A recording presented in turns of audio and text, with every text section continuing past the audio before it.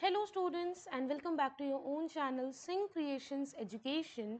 बच्चों, ये वीडियो आप सभी नीट एस्पिरेंट्स 2024 और 2025 के जो नीट एस्पिरेंट्स हैं उनके लिए बहुत ज़्यादा इंपॉर्टेंट है, क्योंकि नीट एग्जामिनेशन के लिए हम इस वीडियो के अंदर प्रैक्टिस करेंगे वो बायोलॉजी एमसीक्यू जो कि एनसीईआरटी बेस्ड होने वाले हैं। मैं इस वीडियो के अंदर आप सभी को उन सभी क्वेश्चंस को प्रैक्टिस कराऊंगी जो एनसीईआरटी बेस्ड हैं और इन योर बायोलॉजी, प्लस वो सभी जितनी भी एनसीईआरटी के अंदर एक्सप्लेनेशन गिवन है, कहाँ से उस क्वेश्चन को उठाया गया है, किस लाइन से वो क्वेश्चन है, ये भी मैं आपको इस वीडियो के अंदर दिखाऊंगी। तो प्लीज़ इस वीडियो को पूरा ज़रूर देखिए, बहुत इंपॉर्टेंट क्वेश्चंस हैं विद कंप्लीट सॉल्यूशंस। ओके, अगर आप पहली बार इस वीडियो को देख रहे हैं तो प्लीज़ चैनल को सब्सक्राइब ज़रूर कर लीजिए। वीडियो पसंद आती है तो लाइक और शेयर करना ना भूलें।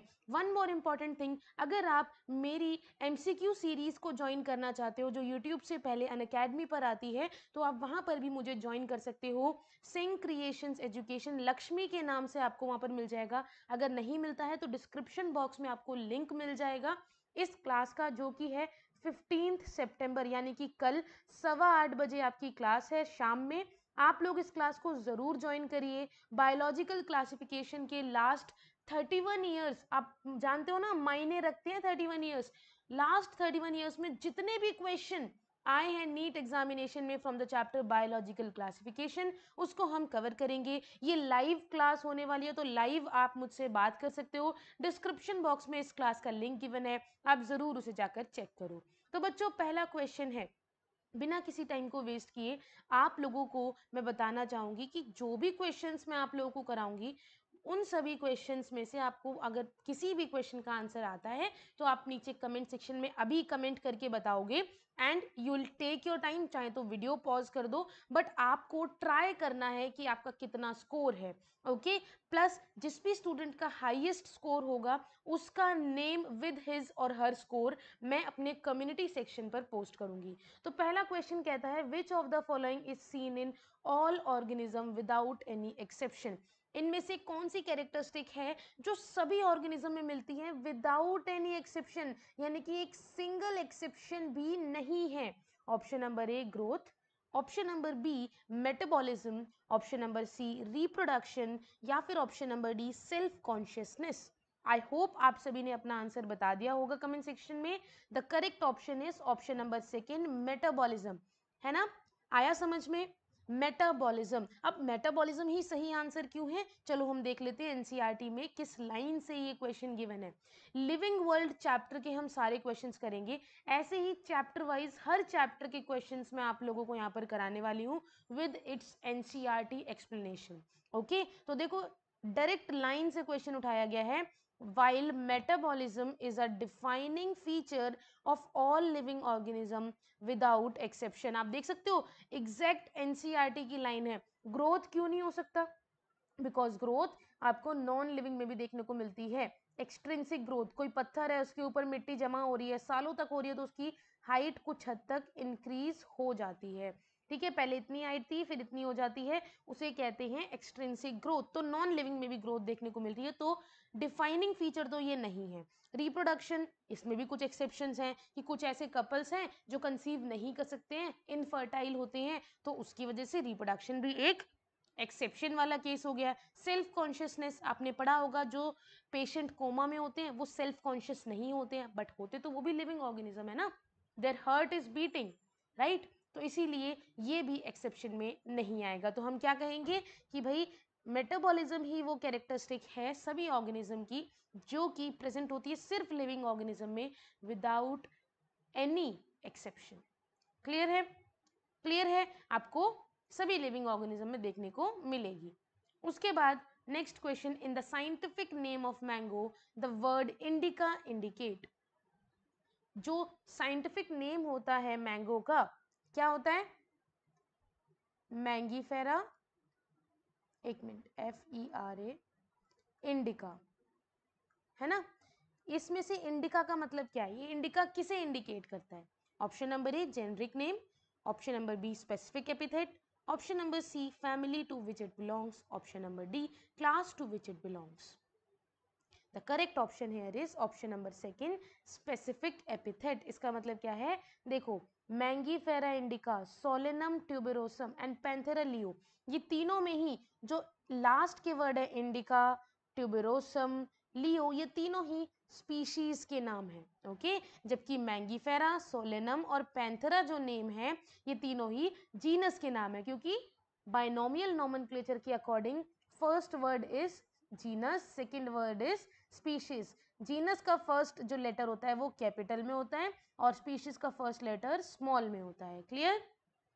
Next question, wheat belongs to, wheat किसे बिलोंग करता है? Option number A family Solanaceae, option number second order Poales, option number 3 class Poales, option number 4 family Anacardiaceae. The correct option here is option number second. देखो मैं तो जल्दी से answer बता रही हूँ, आप चाहो तो वीडियो को पॉज करके अपना आंसर बता सकते हो, ठीक है? Correct option is order Poales, क्योंकि वीट की फैमिली क्या होती है, वीट है ये, इसके अंदर ऑर्डर के अंदर देखो पोएल्स लिखा हुआ है, इसकी फैमिली क्या होती है, पोएसी, यहाँ क्या लिखा है, सोलेनेसी, तो ये गलत हो गया। थर्ड क्या कह रहा है, क्लास पोएल्स, बल्कि पोएल्स तो ऑर्डर है, क्लास तो मोनोकोटिलेडन है, और फैमिली एनाकार्डियेसी लिखी हुई है, जबकि फैमिली क्या है, एंजियोस्पर्मे।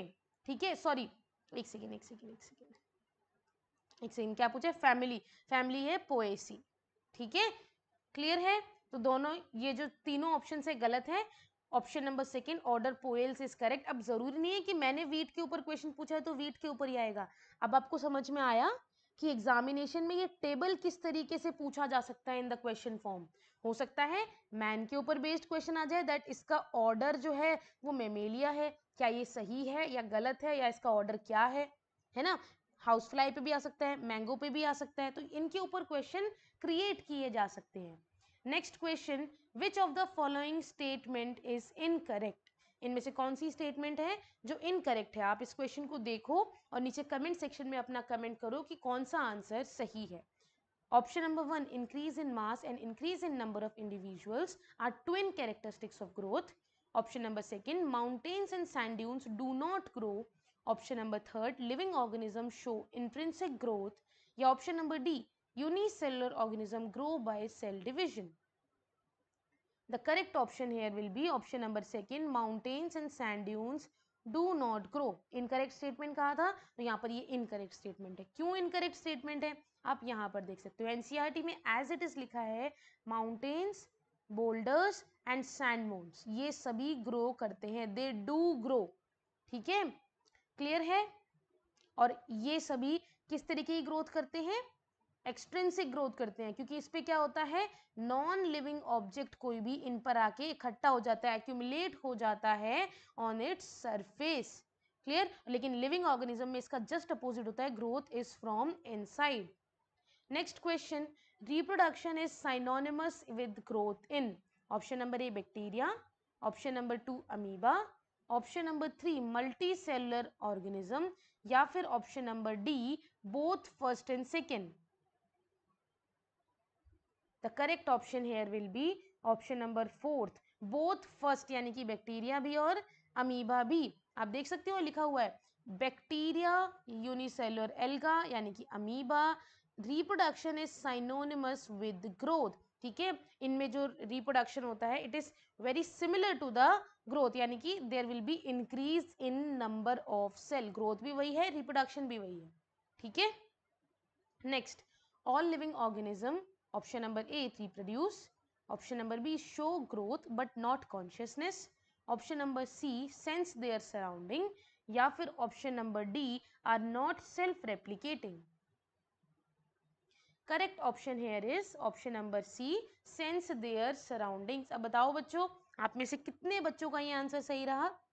बिल्कुल सही बताया है, बिल्कुल सही बताया है ना?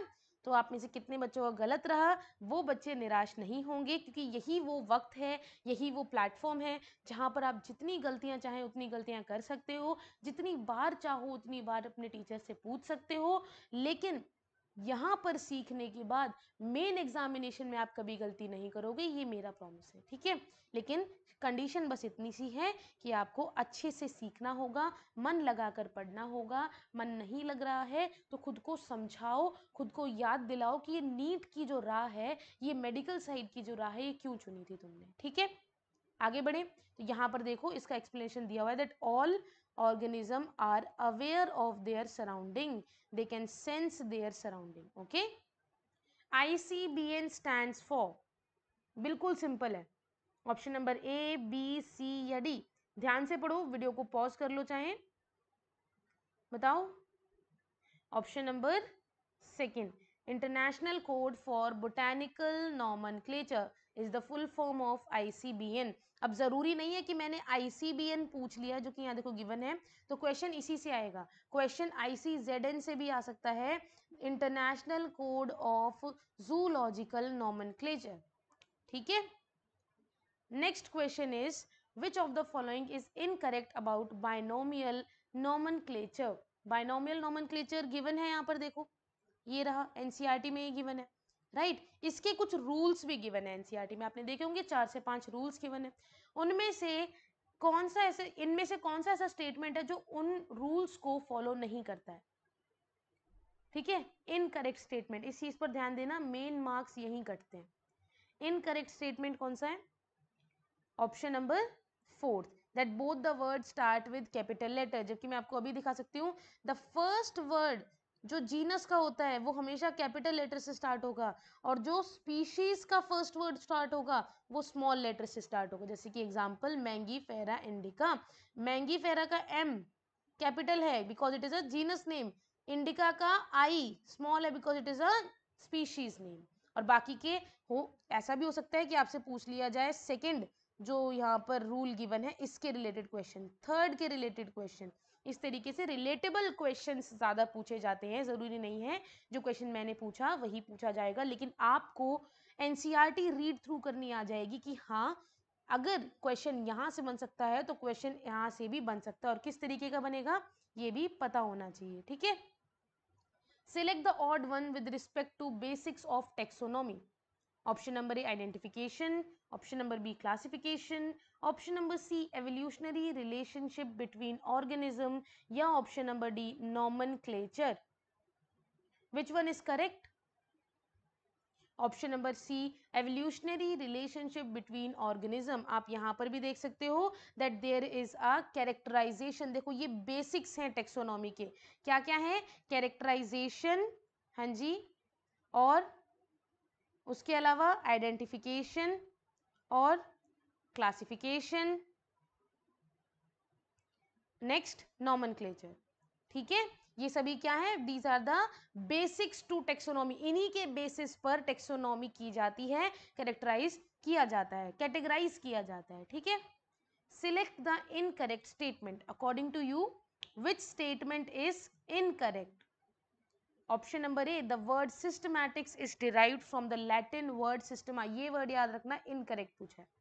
All taxonomic categories together constitute taxonomic hierarchy. Taxonomic categories are merely morphological aggregate. Each rank is a category. Correct option is option number third, which says taxonomic categories are merely morphological aggregate. ठीक है, जबकि taxonomic जो group होता है या category होती है एक दूसरे से डिफरेंट है, they are distinct biological entities, और ये एक दूसरे से मॉर्फोलॉजिकली एग्रीगेट यानी कि सिमिलर नहीं होती हैं, मॉर्फोलॉजिकली सिमिलैरिटीज नहीं है। Next question, select the odd one with respect to genus which contain many species. आपको बताना है जीनस के विद रिस्पेक्टिव में इनमें से कौन सा ऑड यानी कि जीनस नहीं है, या फिर कह सकते हो कि ऑड वन है जिसके अंदर बहुत सारी स्पीशीज आ जाती हैं। Option number A panthera, option number B homo, option number C solanum, या option number D both first and third. The correct option is option number second, homo. Why? Because here it is, human beings belong करते हैं species sapiens को, जो कि group है in the genus होमो, तो होमो के अंदर और भी मेमेलियन जो स्पीशीज हैं वो गिवन हो सकती हैं, लेकिन ह्यूमन बीइंग स्पेसिफिकली बिलोंग करते हैं सेपियंस, इसीलिए कहते हैं ना Homo sapiens are the human beings. Clear? Genus is a group of related, सबको पता है, option number correct, option number C species given है। Genus comprises of a group of related species which has more characters in common, यानी कि हम genus में किसे रखते हैं, ये मेरे कुछ स्पीशीज है, ठीक है। हो सकता है ये तीन आपस में कुछ मिलती जुलती हो तो इनका एक अलग ग्रुप बन जाएगा, ठीक है। ये तीन मिलती जुलती होंगी तो इनका एक अलग ग्रुप बन जाएगा। इस तरीके से जीनस अलग बन गया इनका, इनका जीनस अलग बन गया। इस तरीके से हम कई स्पीशीज को एक जीनस के अंडर प्लेस करते हैं, है ना। Mark the odd one with respect to taxonomic category, taxonomic category के विद रिस्पेक्टिव में आपको एक रॉन्ग जो ऑप्शन है उसे सिलेक्ट करना है। The correct option here will be option number fourth, Carnivora, which means ये तीनों ही क्या हैं, ये तीनों ही फैमिलीज हैं, है ना। और कार्निवोरा क्या है, कार्निवोरा के under he it is a order, ये तीनों क्या है, फैमिली, और कार्निवोरा एक ऑर्डर है जिसके अंडर फैमिलीज आती है फेलिडे और कैनिडे, ठीक है, जो ये लिखी हुई है ये दोनों ही कार्निवोरा के अंडर आती है। ये तीनों ही फैमिलीज हैं और कार्निवोरा एक ऑर्डर है। तो टेक्सोनॉमिक कैटेगरीज के बेसिस पर देखें तो odd one is option number fourth. Clear है? Which of the following taxonomic categories come after order in ascending order of hierarchy? बिल्कुल बताओ, आपने पढ़ा है ना kingdom phylum. Option number C class, why देखो, kingdom then phylum then class then order then family then genus then species. इन्होंने क्या पूछा था कि ऑर्डर के असेंडिंग में हायरार्की में कौन आता है, तो आप देख सकते हो here it is the class. Clear है? ज्यादा सिमिलर इसमें मिलेंगे, कम सिमिलर इसमें मिलेंगे, ठीक है ना। तो ये असेंडिंग ऑर्डर में हो गया। Find the incorrect match, incorrect match क्या है, man with Hominidae, house fly with Felidae, mango with Anacardiaceae, wheat with Poaceae. Correct option is option number second, incorrect match पूछा था तो इसका करेक्ट मैच क्या है, correct match is family Muscidae, ठीक है, जिसमें गिवन है फेलिडे, फेलिडे फैमिली को बिलोंग नहीं करता है, it belongs to the family Muscidae. तो आपने देखा कि इस टेबल से कितनी तरीके के क्वेश्चन क्रिएट किए जा सकते हैं, तो इस टेबल को मोस्ट इंपॉर्टेंट मार्क कर लो, स्टार, डबल स्टार, 3 स्टार लगा लो, या फिर हाईलाइट कर लो कि ये इंपॉर्टेंट है टेबल, इससे कई क्वेश्चन क्रिएट हो सकते हैं। Next question, read the following statement and select the correct option. आपके पास दो स्टेटमेंट है। स्टेटमेंट नंबर ए है the collection of actual specimens of plants as well as animal species, यहाँ पर गिवन है it is essential and is a prime source for taxonomic studies. Statement number second कहती है कि taxonomic studies जो होती हैं अलग अलग स्पीशीज, प्लांट्स की, एनिमल्स की या दूसरे ऑर्गेनिज्म की, उसको यूज किया जा सकता है एग्रीकल्चर में, फॉरेस्ट में, इंडस्ट्री में। आपको बताना है क्या ये दोनों स्टेटमेंट करेक्ट है, क्या ये दोनों स्टेटमेंट गलत है। ऑप्शन नंबर सी कह रहा है both statement A and B are correct, ठीक है। उसके बाद ऑप्शन नंबर डी कह रहा है both statement A and B are incorrect. तो थर्ड और फोर्थ कह रहे हैं या तो करेक्ट है या तो इनकरेक्ट है, और फर्स्ट और सेकंड ऑप्शन कह रहे हैं कि या तो सिर्फ ए करेक्ट है या तो सिर्फ बी करेक्ट है। तो सही ऑप्शन क्या होगा, option number C that both are correct. दोनों ही स्टेटमेंट मैं आपको दिखा सकती हूँ, यहाँ पर गिवन है। इस तरीके से एनसीईआरटी से क्वेश्चन बनते हैं, ठीक है। देखो एग्रीकल्चर, फॉरेस्ट, इंडस्ट्री में हम टेक्सोनॉमिक स्टडीज का यूज कर सकते हैं, ठीक है। बायो रिसोर्सेज के तौर पर उनकी डाइवर्सिटी को यूज कर सकते हैं, प्लस जो कलेक्शन होती है एक्चुअल स्पीशीज की of plant and animal species, वो जरूरी होती है और वही टेक्सोनॉमिक स्टडीज का मेन सोर्स है। ये दोनों स्टेटमेंट करेक्ट है। नेक्स्ट है herbarium sheet carries a label which contain all given information except. Herbarium sheet का पैराग्राफ पढ़ा है ना आपने लिविंग वर्ल्ड में, उसमें गिवन है कि हर्बेरियम शीट के ऊपर क्या क्या इंफॉर्मेशन आप लिखते हो। आपको बताना है कि इसमें से कौन सा ऑप्शन है जिसमें एक ऐसा आंसर दिया हुआ है जो हर्बेरियम शीट के ऊपर नहीं लिखा जाता, एक्सेप्शन है, बताओ। Exactly option number 4 height of the specimen. अब आप देख लो हर्बेरियम शीट पे क्या क्या लिखा हुआ आता है।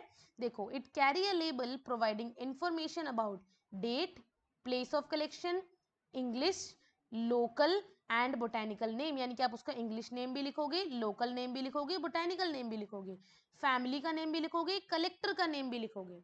ठीक है, क्लियर है ये चीज? तो इस तरीके से आपको हर्बेरियम शीट प्रिपेयर करनी होती है जिसके अंदर ये सारी इंफॉर्मेशन होती है, और कैसे हर्बेरियम शीट के इस पोर्शन से क्वेश्चन पूछा जा सकता है ये मैंने आपको अभी एक्सप्लेन कर दिया। Indian botanical garden is situated in, option number A Lucknow, option number B Howrah, option number C Darjeeling, या option number D Delhi. The correct option here will be option number 2 Howrah. Why given है Indian botanical garden is in Howrah और Indian national botanical research institute, ये याद रखो, research institute है लखनऊ में, इसीलिए आपको ऑप्शन में लखनऊ भी देखने को मिल रहा था, लेकिन सही ऑप्शन है ऑप्शन नंबर सेकंड हावड़ा, वहां पर ही इंडियन बोटेनिकल गार्डन प्रेजेंट है।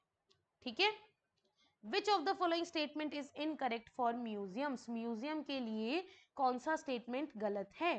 इन स्टेटमेंट्स को चाहे तो वीडियो पॉज करके आप ध्यान से पढ़ो, then answer the question. Exactly, live wild animals are also kept to study their food habit and behaviour. Museum में ऐसा नहीं होता, म्यूजियम में स्केलेटन होते हैं एनिमल के, लेकिन लाइव एनिमल नहीं रखा जाता। ठीक है, लास्ट क्वेश्चन है, select the correct statement for keys. Keys के लिए सही स्टेटमेंट यहां पर क्या गिवन है? Option number A, it is analytical in nature, option number B, it is based on similarities only, option number C, each statement is in key is called couplet, या option number D, same taxonomic keys are required for each taxonomic category. Option number A, it is analytical in nature. ठीक है, दिया हुआ है keys are generally analytical in nature. तो NCERT में ऐसा नहीं है कुछ गिवन नहीं है, बायो में तो स्पेसिफिकली हर एक चीज गिवन है, स्पेशली बायो में एक एक चीज गिवन है एनसीईआरटी में जो नीट एग्जामिनेशन में आ चुकी है या फिर आ सकती है। तो आपको इस तरीके से बायो को पढ़ना है एनसीईआरटी से कि एग्जामिनर चाहे कहीं से भी क्वेश्चन पूछ ले, आप उसमें नहीं हार मानने वाले। ठीक है, क्लियर है ये चीज? तो बच्चों इस वीडियो को यहीं पर खत्म करते हैं। आई होप आप लोगों को ये वीडियो पसंद आई होगी। इसी तरीके से हर एक चैप्टर के क्वेश्चंस हम करेंगे, डे बाय डे हर एक चैप्टर को कवर करेंगे। In case you want any other video, किसी भी टॉपिक किसी भी चैप्टर से रिलेटेड जो आपको आपकी नीट एग्जामिनेशन की प्रिपरेशन के लिए चाहिए, तो आप वो भी मुझे बता सकते हो कमेंट सेक्शन में। आई होप आप लोगों को इस वीडियो से आपकी प्रिपरेशन में हेल्प मिलेगी। With that's it, thank you so much, मिलते हैं नेक्स्ट वीडियो के साथ, तब तक के लिए have a good day, bye bye.